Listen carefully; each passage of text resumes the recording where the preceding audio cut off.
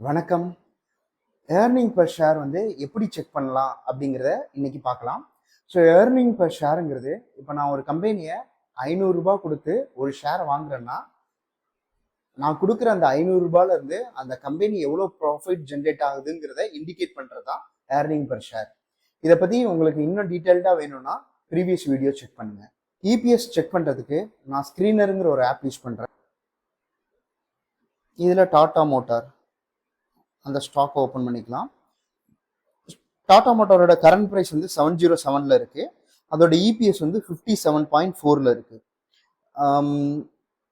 ஒரு share holder 707 கொடுத்து வந்து இந்த டாடா மோட்டார் ஷேரை வாங்குறாரு.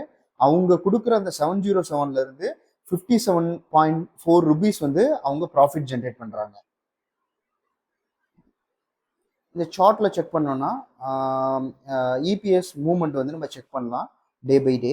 ஸோ அதுக்கடுத்து வந்து இல்லை நம்ம டீட்டெயில்டாக பார்க்கணும் அப்படின்னா, இப்போ இந்த குவார்டர் ரிசல்ட் இருக்கு. இந்த குவார்டர் ரிசல்ட்ல இபிஎஸ் வந்து இங்கே கொடுத்துருப்பாங்க.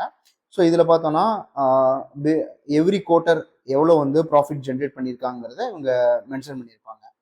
அதே மாதிரி ப்ராஃபிட் அண்ட் லாஸ் அந்த இதில் வந்தோம்னா நம்ம இயர்லி பேஸ்டு மார்ச் 2024 எவ்வளோ இருக்கு, ஸோ மார்ச் 2025 எவ்வளோ இருக்கு, ஓவராலாக டிடிஎம் ஓவராலாக எவ்வளோ இருக்கு அப்படிங்கிற இபிஎஸ் வந்து செக் பண்ணிக்கலாம்.